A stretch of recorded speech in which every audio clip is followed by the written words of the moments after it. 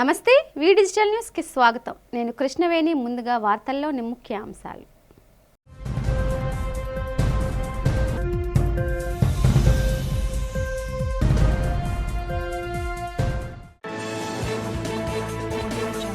జమ్మూ కాశ్మీర్లో పర్యాటకులపై కాల్పులతో విరుచుకుపడిన ఉగ్రవాద ముష్కర ముఠాలు. ఉగ్రవాదుల కాల్పులలో ప్రాణాలు కోల్పోయిన విశాఖ విశ్రాంత బ్యాంకు ఉద్యోగి చంద్రమౌళి.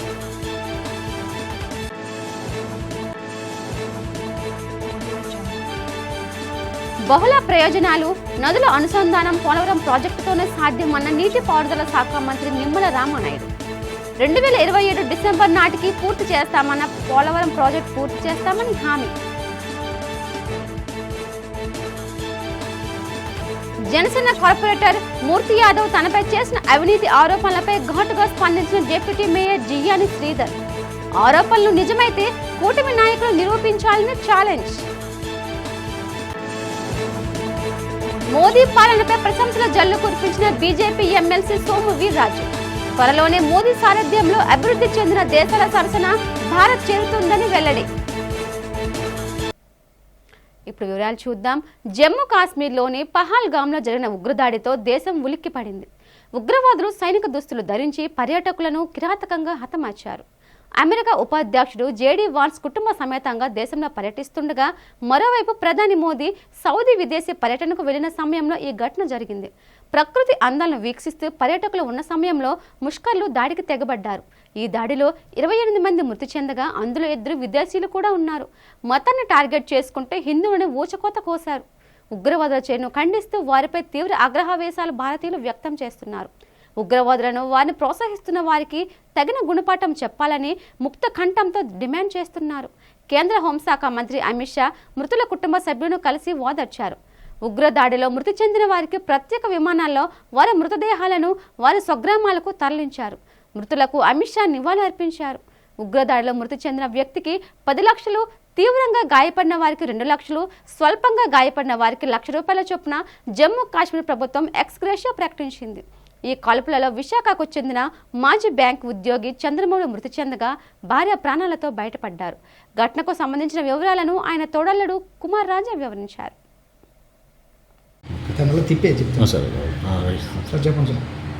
చంద్రమౌళి గారు నా తోటల్లుడు అండి. వాళ్ళు 18వ తారీఖున చంద్రమౌళి, మా వదిలి గారు అండ్ అదర్ 2 కపుల్స్ కాశ్మీర్ వెళ్ళారు. 18వ తారీఖు నుంచి బయలుదేరి వెళ్ళారు.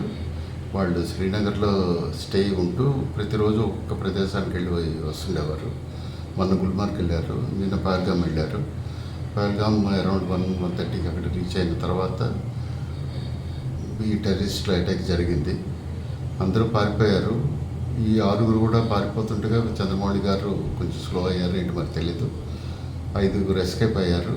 ఈయన టెర్రరిస్టులకి దొరికి షార్ట్ డెడ్. సో నిన్న ఎన్ని గంటల ప్రాంతంలో జరిగింది సార్? నిన్న మాకు తెలిసి అరౌండ్ 1:30కి జరిగిందని తెలుసు. వాళ్ళు మాకు ఇన్ఫర్మేషన్ వచ్చింది నిన్న సాయంత్రం 6:04 వచ్చింది. అంటే మొదట మిస్సింగ్ అయ్యి ఎక్కడికో దారి తప్పారని అనుకున్నాం. రాత్రి అరౌండ్ 1:30కి అక్కడ లోకల్ అడ్మినిస్ట్రేషన్ వాళ్ళు వచ్చి మా వాళ్ళని వచ్చి చూడమని చెప్తే హాస్పిటల్కి వెళ్ళారు. వెళ్ళాక దే ఫౌండ్ ద బాడీ. ఎన్ని గంటలకి ఈరోజు బాడీని వైజాగ్ తీసుకొచ్చే అవకాశం? 12 గంటలకి శ్రీనగర్ నుంచి బయలుదేరిందండి ఫ్లైట్. అది వయా బాంబే అండ్ హైదరాబాద్. ఇక్కడికి రాత్రి 14 చేరుకుంటుంది. పోలవరం ప్రాజెక్టును 2027 డిసెంబర్ నాటికి పూర్తి చేస్తామని రాష్ట్ర నీటిపారుదల శాఖ మంత్రి డాక్టర్ నిమ్మల రామానాయుడు తెలిపారు. పోలవరం ప్రాజెక్టు పూర్తయితే రాష్ట్రం సస్యశ్యామలంగా మారుతుందని అన్నారు. నగరంలోని జిల్లా టీడీపీ కార్యాలయంలో జరిగిన మీడియా సమావేశంలో ఆయన మాట్లాడుతూ జగన్ సర్కార్ నీటిపారుదల శాఖను నాశనం చేసిందన్నారు. జగన్ నిర్లక్ష్య వైఖరి కారణంగానే పోలవరం ప్రాజెక్టు ఒక్క అడుగు కూడా ముందుకు పడలేదని విమర్శించారు.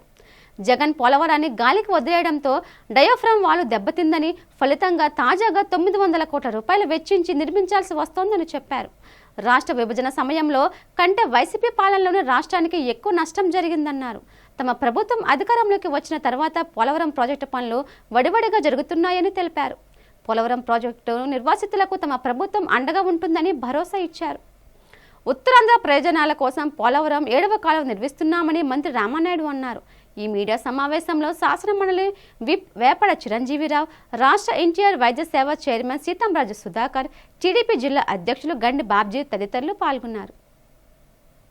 సంబంధించినటువంటి ఇరిగేషన్ ప్రాజెక్టులు అంశాల వారీగా రివ్యూ చేసుకుని ఆ ప్రాజెక్టులు ప్రాధాన్యత ప్రకారంగా పూర్తి చేసుకుని ఉత్తరాంధ్ర ప్రజల రుణం తీర్చుకునేటువంటి విధంగా ఆ ఇరిగేషన్ ప్రాజెక్టుల మీద ప్రాధాన్యత ఇవ్వాలని మరి చంద్రబాబు నాయుడు గారు ఇచ్చినటువంటి ఆదేశాల ప్రకారం ఏదైతే విజయనగరం, శ్రీకాకుళం 2 జిల్లాల్లోనూ కూడా పర్యటించి అక్కడ ఉన్నటువంటి అధికారులు, ఇరిగేషన్ డిపార్ట్మెంటు, అదేవిధంగా గౌరవ ప్రజాప్రతినిధులు అందరితోటి కూడా రివ్యూస్ తీసుకుని ఏదైతే ప్రతి ప్రాజెక్టు ఇండివిజువల్కి కూడా ఇన్స్పెక్షన్ అండ్ రివ్యూ చేసుకుని మరి ఒక నోట్ ప్రిపేర్ చేసి ముఖ్యమంత్రి గారి దృష్టిలో పెట్టి ఉత్తరాంధ్రకి ఒక ఉజ్వలమైనటువంటి భవిష్యత్తు ఉండేటువంటి విధంగా ఆ యొక్క సాగునీటి సంఘాన్ని అభివృద్ధి చేయాలనేటువంటి సంకల్పంతో మరి ఈ యొక్క ప్రభుత్వం పనిచేస్తుందని చెప్పి తెలియజేసుకుంటూ జూన్ కల్లా ఏదైతే ఈ యొక్క విశాఖకు నీళ్లు తీసుకొచ్చేటువంటి పరిస్థితి మేము తీసుకుంటున్నాం. అంటే 9 నెలల కాలంలోనే విశాఖపట్నానికి ఆ యొక్క లెఫ్ట్ కెనాల్ ద్వారా నీళ్లు తీసుకొచ్చేటువంటి ప్రక్రియకి ఒక 1200 కోట్లు ఖర్చు పెట్టడం జరిగింది. అదేవిధంగా ఉత్తరాంధ్ర సుజల స్రవంతి మరి ఏదైతే ఈ యొక్క విశాఖపట్నం, విజయనగరం, శ్రీకాకుళం జిల్లాలకు సంబంధించి ఉత్తరాంధ్ర సుజల స్రవంతి కూడా ఆ రోజు చంద్రబాబు నాయుడు గారు దానికి ప్రణాళిక వేశారు. గత 5 సంవత్సరాల్లో ఉత్తరాంధ్ర సుజల స్రవంతికి ₹1 కూడా పెట్టినటువంటి పరిస్థితి లేదు, ఒక్క అడుగు కూడా ముందుకెళ్ళాల. మళ్ళీ ఈరోజు బడ్జెట్లో కూడా దానికి 610 కోట్ల రూపాయలు ఉత్తరాంధ్ర సుజల స్రవంతికి కూడా ఖర్చు పెట్టడం జరిగింది. అంటే ఇలా ఇండివిజువల్గా ప్రతి ప్రాజెక్టుకి కూడా ప్రాజెక్టుని బట్టి 200 కోట్లు, 300 కోట్లు, 100 కోట్లు ఇట్లా ఏదైతే ఉత్తరాంధ్రకి ఏదైతే ఇప్పుడు మేము చెప్పినటువంటి మరి మేజర్గా ఒక 15-20 ప్రాజెక్టులు ఏదైతే మేజర్గా మేము గుర్తించడం జరిగిందో మరి వాటిని ప్రాధాన్యత పరంగా పూర్తి చేసేటువంటి విధంగా ప్రతి ప్రాజెక్టు కూడా నిధులు పెట్టడం జరిగింది. ప్రధాని మోదీ పాలనలో దేశం అన్ని రంగాల్లో అభివృద్ధి చెందుతుందని బీజేపీ జాతీయ నేత ఎమ్మెల్సీ సోము వీర్రాజు అన్నారు. నగరంలోని ఓ హోటల్లో బీజేపీలోని ఓ సామాజిక వర్గం నేత నిర్వహించిన ఆత్మీయ సమావేశంలో ఆయన ముఖ్య అతిథిగా పాల్గొన్నారు. ఈ సందర్భంగా సోము వీర్రాజు మాట్లాడుతూ రాబోయే రోజుల్లో భారతదేశం అభివృద్ధి చెందిన దేశాల సరసన నిలబడటం ఖాయమన్నారు. భారతీయ జీవన విధానం ప్రపంచ దేశాలకు ఆదర్శనీయంగా నిలిచిందని తెలిపారు. ప్రధాని మోదీ నేతృత్వంలోని ప్రభుత్వం ప్రజలకు పారదర్శకవంతమైన పాలన అందిస్తోందని అన్నారు. అన్ని దేశాలతో స్నేహ సంబంధాలు కోరుకుంటూ మన దేశం ముందుకు నడుస్తోందని సోము వీర్రాజు తెలిపారు. ముందుగా ఎమ్మెల్సీ సోము వీర్రాజును నాయకులు ఘనంగా సత్కరించారు. ఈ కార్యక్రమంలో జనసేన పార్టీ రాష్ట్ర ప్రధాన కార్యదర్శి బొలిశెట్టి సత్యనారాయణ, జె పృథ్వీరాజ్, కోరాడ రాజబాబు, పసుపులెట్టి ఉషాకిరణ్, ఆకుల చంద్రశేఖర్, గంట్ల శ్రీనిబాబు, సత్యరావు మాస్టర్, గుడివాడ అమ్మన్న, అశోక్ కుమార్ తదితరులు పాల్గొన్నారు. లేకపోతే మోడీ గారిని ప్రధానమంత్రిని చేశాం, లేకపోతే ఎవరినో రాష్ట్రపతిని చేశాం, ఇప్పుడు ముర్ముని చేశాం, అప్పుడు ఆయన పెద్ద ఆయన్ని ముస్లింని ప్రధానమంత్రిని చేశాం, లేకపోతే ఒక ఎస్సీని ప్రధానమంత్రిని చేశాం. ఇవన్నీ కూడా మన దేశానికి కావాల్సినటువంటి అవసరాలుగా ఆలోచించి తీసుకున్నటువంటి నిర్ణయాల్లో మన వ్యవస్థ అనేటువంటి విషయాన్ని మీ అందరూ కూడా నేను తెలియజేస్తున్నాను. మీరందరూ దయచేసి మనం అందరం కూడా ఆలోచన చేస్తే అర్థం చేసుకోమని చెప్పను. ఆలోచిస్తే ఆయన ఉన్నప్పుడు జరిగినటువంటి మార్పులు కానీ, వాజ్పేయి గారు రాగానే ప్రధానమంత్రి అవ్వగానే ఈవేళ 4 ways, వాజ్పేయి గారు రాగానే ఆ 4 ways, ఈవేళ మనం ఆ 4 waysని ఇక్కడ ఆనందపురం నుంచి ఎక్కడో శ్రీకాకుళం దాకా 6 రోడ్లు అయిపోయినాయి. ఎక్కడో శ్రీకాకుళం దాకా 6 రోడ్లు అయిపోయినాయి. శ్రీకాకుళం 4 రోడ్లు ఉన్నప్పుడు 2 గంటలు గంటన్నర పడితే ఇప్పుడు 6 రోడ్లు అయిన తర్వాత 1 hour పడుతుంది. ఇలాంటివి ఇప్పుడు మనం ఈ జిల్లాలో మనం రాయపూర్ వెళ్ళాలంటే 6 ways పడుతున్నాయి.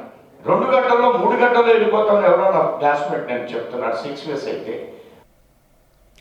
విశాఖపట్నంలోని అత్యంత ఖరీదైన భూములను ఎటువంటి అర్హతలు లేకుండా ఉర్సా క్లస్టర్స్కు కారుచౌకగా కట్టబెట్టడం వెనుక భారీ అవినీతి ఉందని మాజీ మంత్రి వైఎస్ఆర్సీపీ విశాఖ జిల్లా అధ్యక్షుడు గుడివాడ అమర్నాథ్ ఆరోపించారు. విశాఖ నగర పార్టీ కార్యాలయంలో మీడియాతో మాట్లాడారు. 2 నెలల కిందట ఏర్పాటైన కంపెనీకి ఏకంగా 3,000 కోట్ల విలువైన భూములను ఎకరం 99 పైసలకు కట్టబెట్టే కుట్రలో చంద్రబాబు, లోకేష్ల సూత్రధారులని అన్నారు. ఈ సంస్థ విశాఖలో 5,728 కోట్లతో డేటా సెంటర్ను ప్రారంభిస్తామని ముందుకు వచ్చిందని చెప్పారు. గతంలో ఈ సంస్థకు ఇలాంటి ప్రాజెక్టులు చేసిన అనుభవం లేదన్నారు. వారికి కూటమి ప్రభుత్వం ఆగమేఘాల మీద కాపులుప్పాడలోని 56 ఎకరాల భూమిని ఎకరా 99 పైసలకు కేటాయించిందని తెలిపారు. ఉర్సాకు భూ కేటాయింపుల్లో ప్రభుత్వం ప్రొసీజర్లు అసభ్యం చేసిందన్నారు. సీఎం, మంత్రి లోకేష్ ప్రోత్సాహం లేకుండా ఒక ఫైల్ ఇంత వేగంగా క్లియర్ అవుతుందా అని గుడివాడ ప్రశ్నించారు. కూటమి ప్రభుత్వం ఏర్పడిన తరువాత ఇప్పటి వరకు ప్రైవేట్ సంస్థలకు చేసిన భూ కేటాయింపుల వివరాలు వెల్లడించాలని డిమాండ్ చేశారు. రాష్ట్రంలో కూటమి ప్రభుత్వం ఏర్పాటైన తర్వాత ఉత్తరాంధ్ర ప్రాంతం గతంలో ఏదైతే అభివృద్ధి బాటలో నడిచినటువంటి సందర్భాలు మీ అందరికీ తెలుసు. వైఎస్ఆర్ కాంగ్రెస్ పార్టీ హయాంలో ఉత్తరాంధ్రకి ఏ రకమైనటువంటి ఈ ప్రాంతానికి ప్రత్యేకతని కల్పించామో, విశాఖపట్నాన్ని ఆ రోజు అడ్మినిస్ట్రేటివ్ క్యాపిటల్గా ఒక నిర్ణయాన్ని తీసుకొని దీన్ని మరింతగా రాష్ట్రంలో, దేశంలోని ఒక ఉన్నతమైనటువంటి స్థానాన్ని తీసుకెళ్లాలన్నటువంటి ఆలోచనతో ముందుకెళ్ళాము, మీ అందరికీ తెలుసు. కానీ గడిచినటువంటి 11 నెలలుగా రాష్ట్రంలో కూటమి ప్రభుత్వం ఏర్పాటైన తర్వాత ఉత్తరాంధ్ర, విశాఖపట్నం మరి ముఖ్యంగా ఏమి సాధించింది ఈ ప్రభుత్వంలో అని చెప్పి అనుకుంటే, విశాఖపట్నంలో ఉన్నటువంటి విలువైనటువంటి భూములు, విశాఖపట్నంలో నడిబొడ్డున ఉన్నటువంటి రామకృష్ణ బీచ్ దగ్గర ఉన్నటువంటి 13 ఎకరాల భూమిని లూలు మాల్కి, ప్రభుత్వం దగ్గర అత్యంత విలువైనటువంటి భూములు ఉన్నటువంటి కాపులపాడులో 56 ఎకరాల భూమిని ఊరు పేరు లేనటువంటి సంస్థకి, కనీసం అనుభవం లేనటువంటి సంస్థకి, కేవలం 2 మాసాల ముందే రిజిస్టర్ అయినటువంటి సంస్థకి 56.36 ఎకరాలు, దాదాపు 2,500 నుంచి 3,000 కోట్ల రూపాయలు విలువైనటువంటి భూమిని కట్టబెడుతూ రాష్ట్ర ప్రభుత్వం నిర్ణయం తీసుకున్నటువంటి విషయం మీ అందరికీ తెలుసు. దాదాపు 4-5 రోజులుగా రాష్ట్ర వ్యాప్తంగా, దేశవ్యాప్తంగా పెద్ద ఎత్తున చర్చ జరుగుతూ ఉంది. అసలు ఈ కంపెనీ ఏంటి, ఈ కంపెనీకి సంబంధించినటువంటి బ్యాక్గ్రౌండ్ ఏంటి, ఆర్థికపరమైనటువంటి బలం ఏంటి, దీంట్లో ఉన్నటువంటి డైరెక్టర్స్ ఎవరు, అసలు ఈ సంస్థకు సంబంధించినటువంటి కార్యకలాపాలు ఏంటి, ఇవన్నీ కూడా పెద్ద ఎత్తున దేశవ్యాప్తంగా చర్చ జరుగుతూ ఉంది. నియోజకవర్గంలోని అన్ని ప్రాంతాల అభివృద్ధి లక్ష్యంగా పనిచేస్తున్నానని ఎమ్మెల్యే పెనుమస్ విష్ణుకుమార్ రాజు తెలిపారు. 46వ వార్డులోని 1 కోటి రూపాయలతో చేపడుతున్న అభివృద్ధి పనులకు వార్డు కార్పొరేటర్ కట్టుముడి సుతీష్తో కలిసి ఆయన శంకుస్థాపన చేశారు. ఈ సందర్భంగా విష్ణుకుమార్ రాజు మాట్లాడుతూ ప్రజలకు మౌలిక వసతులు కల్పించేందుకు అధిక ప్రాధాన్యత ఇస్తున్నట్లు చెప్పారు. తమ ప్రభుత్వం మహావిశాఖ అభివృద్ధికి పెద్ద ఎత్తున నిధులు కేటాయిస్తుందని అన్నారు.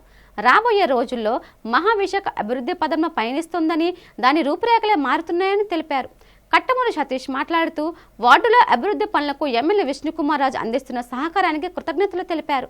వార్డు ప్రజలకు నిరంతరం అందుబాటులో ఉంటూ వారికి సేవ చేస్తున్నారని స్పష్టం చేశారు. ఈ కార్యక్రమంలో కుటుంబ నేతలతో పాటు జీవీఎంసీ అధికారులు, వైసీపీ నాయకులు పాల్గొన్నారు. నెక్స్ట్ ఈరోజు 46వ వార్డులో గౌరవనీయులు కార్పొరేటర్ గారు, అట్లాగే డిప్యూటీ మేయర్గా పనిచేసిన కట్టుమూరి సతీష్ గారు ఆధ్వర్యంలో ఆయన ఏదైతే 1,98,00,000 రూపాయలతోటి ఈ కమ్యూనిటీ హాల్ని శాంక్షన్ చేయించారో, ఆ శాంక్షన్ చేయించింది వారే చేశారు. శాంక్షనింగ్ అంతా కూడా వారున్న ఇప్పుడున్న టైంలో. తర్వాత నేను ఓన్లీ శంకుస్థాపన కార్యక్రమానికి నేను రావటం జరిగింది. ఏదైనా ముందు కట్టుమూరి సతీష్ గారికి అభినందనలు తెలియజేసుకుంటున్నాను. అట్లాగే ఎప్పుడైనా సరే ఏదైనా ఒక ఉన్నతమైన పదవిలో ఉన్నప్పుడు తప్పనిసరిగా ఆ పదవిని ఉపయోగించి వారు వార్డుల్లో కార్యక్రమాలు ఇంకా ఎక్కువ చేసుకునే దానికి అవకాశం ఉంటే తప్పనిసరిగా దాన్ని ఉపయోగించుకోవడంలో ఏమాత్రమూ తప్పు లేదని చెప్పి నేను తెలియజేసుకుంటున్నాను. అట్లాగే ఏదో అవకతవకలు జరిగిపోయినాయి అటువంటి మాటలు యాజ్ ఎ ఎమ్మెల్యే నేను ఎప్పుడు మాట్లాడను. First point. తర్వాత అందరికీ కూడా ఎవరైతే ఇర్రెస్పెక్టివ్ ఆఫ్ ద పార్టీస్ ఆ రోజు ఎలక్షన్స్ ముందు వారం రోజులు మాకు ఓటేయండి అని అడుగుతాం. ఎలక్షన్స్ అయిపోయిన తర్వాత ప్రజాభిప్రాయం ప్రకారము ఎవరైతే నాయకుడి కింద గెలిచారో వాళ్ళని కూడా అందరూ కూడా తప్పనిసరిగా గౌరవించవలసిన పరిస్థితి ఉంది. విశాఖ నగరపాలక సంస్థ 46వ వార్డు సంబంధించి ఉత్తర నియోజకవర్గ గౌరవ శాసనసభ్యులు పూజనీయులు శ్రీ విష్ణుకుమార్ చేతుల మీదుగా దీర్ఘకాలంగా పెండింగ్ ఉన్నటువంటి శాంతికి సంబంధించి సామాజిక తాలూకా శంకుస్థాపన కార్యక్రమం ఆయన చేతుల మీద చేయడం జరిగింది. ఈ ప్రాజెక్టు టోటల్గా దీని వాల్యూ 1,98,00,000 రూపాయలతో స్టీల్ ప్లస్ G+1 కట్టడం జరుగుతుంది.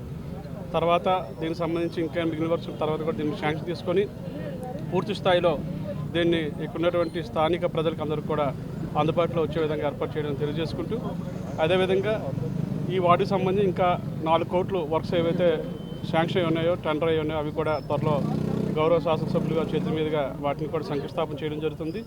టోటల్గా ఈ వార్డుకి సంబంధించి సుమారు 25 కోట్ల రూపాయల వర్క్ని ఈ గత 4.5 సంవత్సరాల్లో మనం చేసుకోవడం జరిగింది. గత 4 సంవత్సరాలు చేసుకొని అవే వర్క్స్ పెండింగ్ జరుగుతున్నాయి. Port JP of swords contract కార్మికులకు కనీస వేతనాలు చెల్లించాలని Visakha port contract workers union అధ్యక్షులు బి జగన్ డిమాండ్ చేశారు. యూనియన్ ఆధ్వర్యంలో కార్మికులు విశాఖ పోర్ట్ ట్రస్ట్ చైర్మన్ కార్యాలయం ఎదుట ధర్నా నిర్వహించి తమ నిరసన తెలిపారు. తమకు కనీస వేతనాలు చెల్లించాలంటూ కార్మికులు పెద్ద ఎత్తున నినాదాలు చేశారు. ఈ సందర్భంగా జగన్ మాట్లాడుతూ Visakhapatnam port JP of swords contract కార్మికులకు కనీస వేతనాలు చెల్లించకపోవడంపై విస్మయం వ్యక్తం చేశారు. జీవో ప్రకారం 23,000 రూపాయలు చెల్లించాల్సింది ఉండగా కేవలం 13,695 రూపాయలు మాత్రమే ఇస్తున్నారని చెప్పారు. కార్మిక చట్టాలను అమలు చేయకుండా కాంట్రాక్ట్ కార్మికులచే వెట్టి చాకరీ చేయించుకుంటున్నారని మండిపడ్డారు. 12 గంటల పని చేయించుకుంటూ ఓటీ, వీక్లీ ఆఫ్, పండగ, జాతీయ సెలవులు కూడా కార్మికులకు ఇవ్వకపోవడంపై తీవ్ర ఆగ్రహం వ్యక్తం చేశారు. కార్మికుల సమస్యలను పోర్టు యాజమాన్యం చొరవ చూపి పరిష్కరించుకుంటే వచ్చే నెల 28 నుండి నిరవధిగా సమ్మెకు దిగుతామని జగన్ హెచ్చరించారు. ఈ ధర్నాలో యూనియన్ నేతలు అప్పలరాజు, కనకరాజు, కె సత్యనారాయణ, శ్రీను తదితరులు పాల్గొన్నారు. గత 7 నెలల నుంచి జేపీ ఆఫ్ సోర్స్ అనే కంపెనీలో పర్మనెంట్ కార్మికులు పనిచేసే ఏదైతే లోపలికి సిప్పులు తీసుకురావాలో ఆ సిప్పులు తీసుకొచ్చే పని చేస్తూ ఉన్నారు. ఇంతకుముందు ఉన్న కాంట్రాక్టర్ కనీస వేతనాలు ఇచ్చేవాడు. ఈ కాంట్రాక్టర్ వచ్చి 7 నెలలు అవుతా ఉంది. కనీస వేతనాలు ఈరోజు జీవో ప్రకారం టెండర్లో పేర్కొన్న దాని ప్రకారం 22,568 రూపాయలు ఇవ్వాలని చెప్పేసి ఉంది. కానీ ఈ యాజమాన్యం 13,695 రూపాయలు ఇస్తూ ఉంది. ఇది చట్టరీత్యా నేరం. అలాగే కనీసం వీక్లీ ఆఫ్లు ఇవ్వాలి. వారం రోజులు పనిచేస్తే ఒక రోజు, అంటే నెలకు 4 రోజులు ఇవ్వాలి. ఆ రకంగా కాకుండా నెలకు 30 రోజులు కూడా పని చేయించుకుంటున్నారు. 8 గంటల పని చేయించుకోవాలి, 12 గంటలు చేపిస్తున్నారు. అదనంగా ఈరోజు 13 గంటలు, 14 గంటలు కూడా చేపిస్తూ ఉన్నారు. కాబట్టి అదనంగా పని చేయించుకున్న దానికి ఓటీ ఇవ్వాలని చెప్పి చట్టం చెప్తా ఉంది. కాబట్టి ఈరోజు చట్ట ప్రకారం ఈరోజు కనీస వేతనాలు ఇవ్వట్లేదు. సింహాచలం శ్రీ వరాహ లక్ష్మీ నరసింహ స్వామి వారిని నందేల కలెక్టర్ బి రాజకుమారి దంపతులు దర్శించుకున్నారు. వీరికి ఆలయ పర్యవేక్షణ అధికారి త్రిమూర్తులు స్వాగతం పలికి ముందుగా స్వామివారి కప్పస్తంభం ఆలింగనం, స్వామివారి దర్శన భాగ్యం కల్పించారు. అనంతరం వేద పండితులచే వేద ఆశీర్వచనం ఇచ్చి స్వామివారి ప్రసాదాలు అందజేశారు.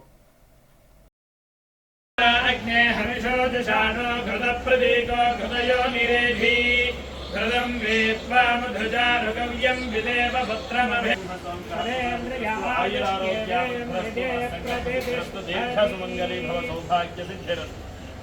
వరాహలక్ష్మీ నృసింహస్వామిగ్రహ ప్రసాద సిద్ధిరస్తు.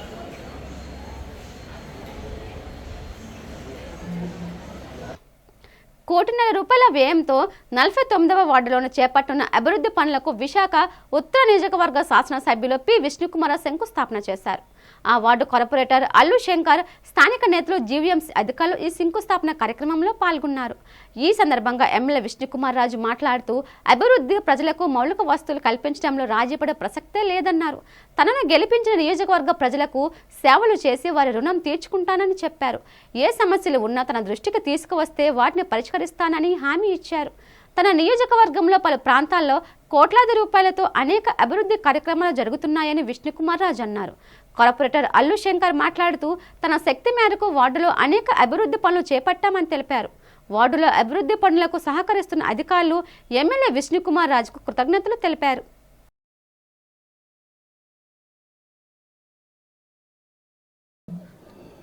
49వ వార్డులో ఈరోజు లోకల్ కార్పొరేటర్ గారైన అల్లు శంకర్రావు గారు ఆధ్వర్యంలో ఆయన ఇదివరకు ఈ వర్క్స్ అన్నీ కూడా శాంక్షన్ చేయించడం జరిగింది.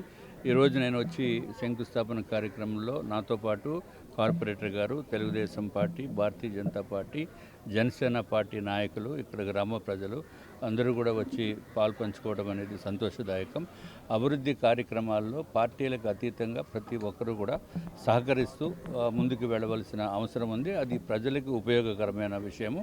అట్లాగే ఈరోజు సుమారు ఇక్కడ ఈ పర్టికులర్గా డ్రైనేజ్ సిస్టమ్ని అభివృద్ధి చెందాలి అని ముఖ్యంగా ఈరోజు మా యొక్క 49వ వార్డులో అభివృద్ధిలో భాగంగా వివిధ శంకుస్థాపన కొరకు మన యొక్క ఉత్తర నియోజకవర్గ ఎమ్మెల్యే అయినటువంటి శ్రీ గౌరవనీయులు శ్రీ విష్ణుకుమార్ రాజు గారు ఇచ్చేసి తన చేతుల మీదుగా ఫౌండేషన్ స్టోన్ వేయడం జరిగింది.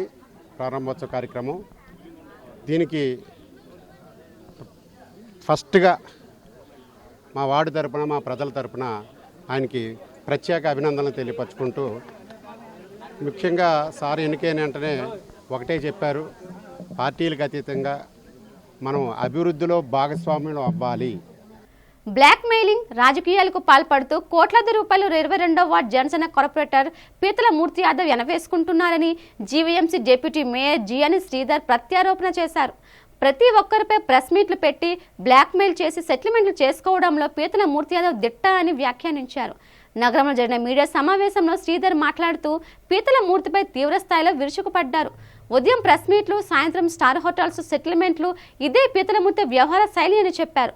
దమ్ముంటే విశాఖలోని ఏ ప్రాంతమైనా సరే నాపై కార్పొరేటర్ పోర్టుగా పోటీ చేసి గెలిచే సత్తా ఉందా అని పీతల మూర్తికి సవాల్ విసిరారు. తాను ఎటువంటి అవినీతికి అవకతవకలకు పాల్పడలేదని శ్రీధర్ స్పష్టం చేశారు. పీతల మూర్తి యాదవ్ అవినీతి అక్రమాలు, బ్లాక్ మెయిలింగ్, బిల్డర్లను బెదిరించడం లాంటి చర్యలు వివరించారు. తనపై పీతల మూర్తి చేసిన ఆరోపణలు అక్రమైన విచారణ జరిపించాలని జిల్లా కలెక్టర్ను కోరడం జరిగిందని శ్రీధర్ తెలిపారు. ఈ మీడియా సమావేశంలో deputy mayor Kattamudu Satish, GVMC YCP floor leader Banala Srinivas, YCP నేత గొలగని శ్రీనివాస్, వమ్మి చిన్నారావు, మొల్లి అప్పారావు, కార్పొరేటర్లు కోరుకొండ స్వాతి, శశికళ తదితరులు పాల్గొన్నారు.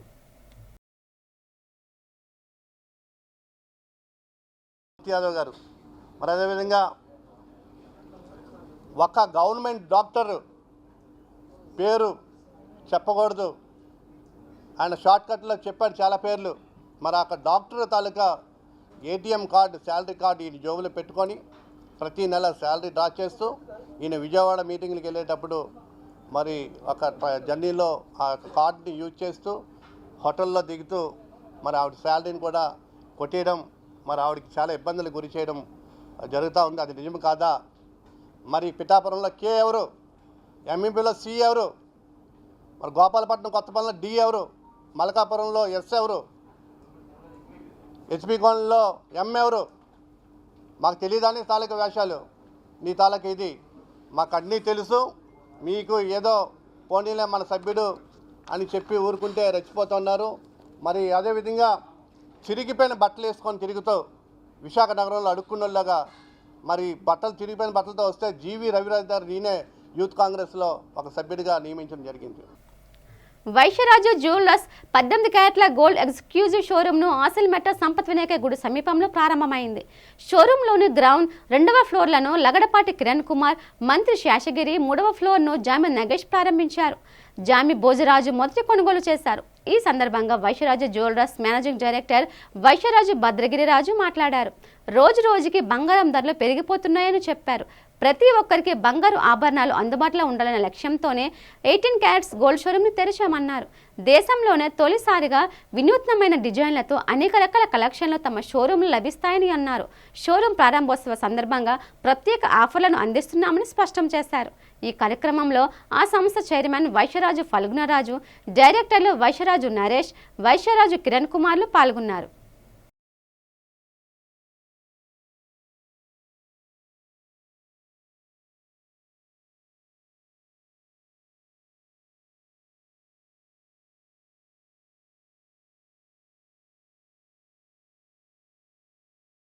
ఒక గుడ్ న్యూస్ ఏంటంటే టోటల్ బంగారం ప్రియులందరికీ కూడా ఇప్పుడు జనరల్గా మార్కెట్లో బంగారం ధర ₹1,00,000 దాటిపోవడంతో 10 గ్రాములు ఆకాశాన్ని అంటిన వేళ ప్రతి ఒక్కరు చాలా ఆందోళనకు గురవుతున్నారు. ఈ టైంలోని ఒక నెక్లెస్ హారం కొనాలనుకున్న వాళ్ళకి నెక్లెస్ రాకుండా ఓన్లీ హారంతోనే క్లోజ్ అయిపోయిన పరిస్థితిలో ఉన్న ఈ టైంలోని మేము 18 క్యారెట్ ఎక్స్క్లూజివ్ జ్యువెలరీ అనేది భారతదేశంలో మొట్టమొదటిసారిగా ఎక్స్క్లూజివ్ షోరూమ్ అనేది మనం ఓపెన్ చేయడం జరిగింది.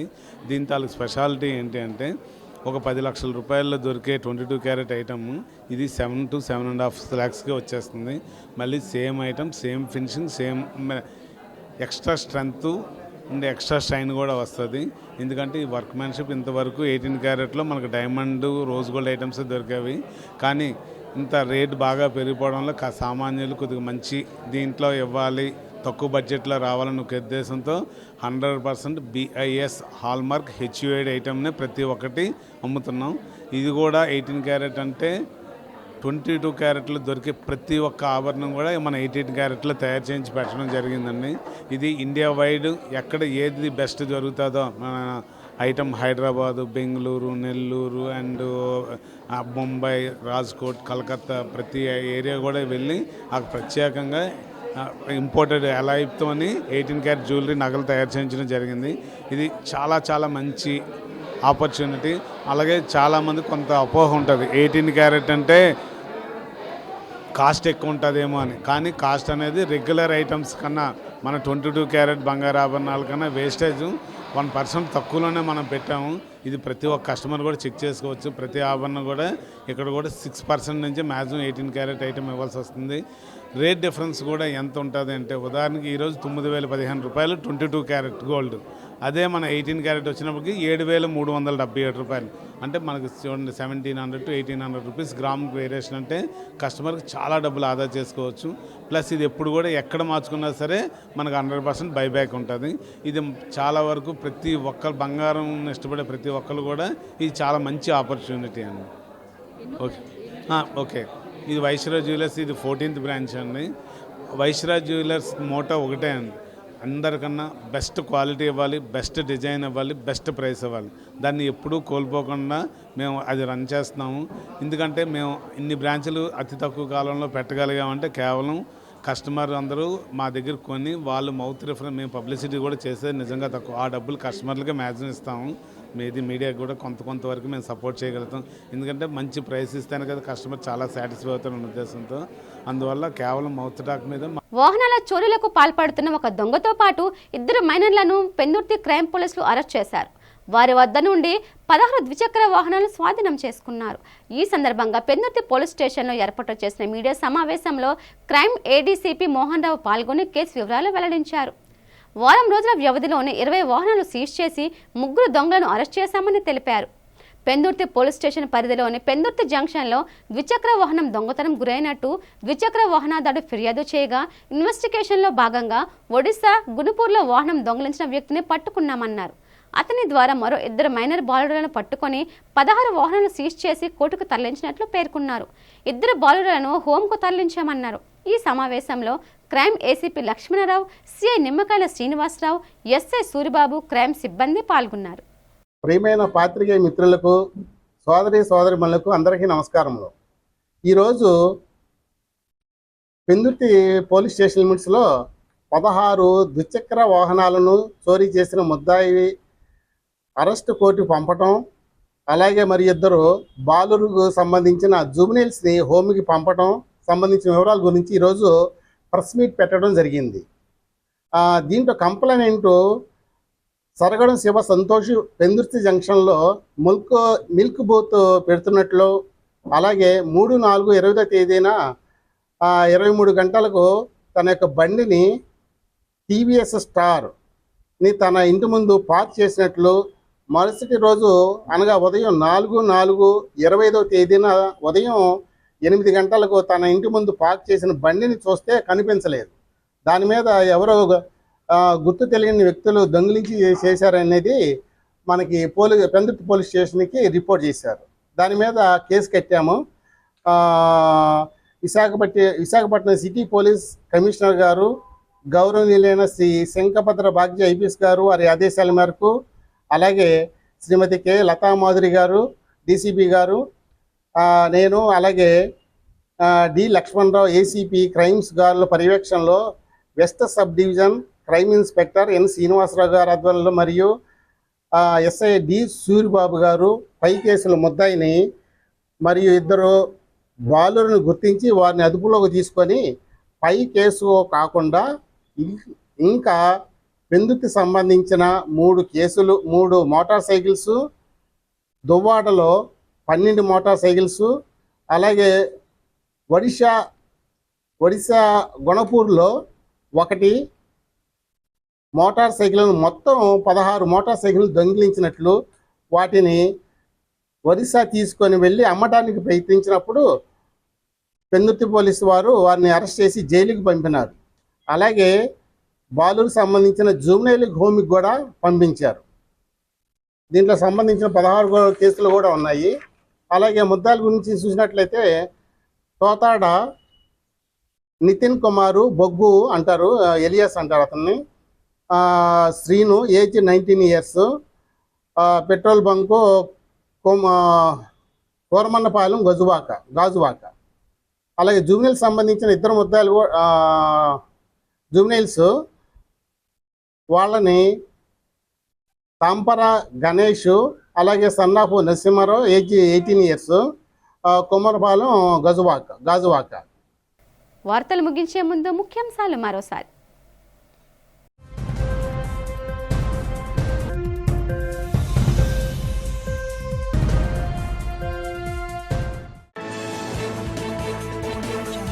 జమ్మూ కాశ్మీర్లో పర్యాటకులపై కాల్పులతో విరుచుకుపడిన ఉగ్రవాద ముష్కర ముఠాలు. ఉగ్రవాదుల కాల్పులలో ప్రాణాలు కోల్పోయిన విశాఖ విశ్రాంత బ్యాంకు ఉద్యోగి చంద్రమౌళి.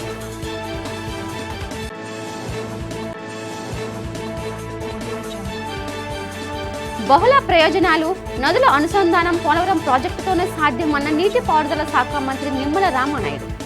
2027 డిసెంబర్ నాటికి పూర్తి చేస్తామన్న పోలవరం ప్రాజెక్టు పూర్తి చేస్తామని హామీ. జనసేన కార్పొరేటర్ మూర్తి యాదవ్ తనపై చేసిన అవినీతి ఆరోపణలపై ఘాటుగా స్పందించిన డిప్యూటీ మేయర్ జియాని శ్రీధర్. ఆరోపణలు నిజమైతే కూటమి నాయకులు నిరూపించాలని ఛాలెంజ్.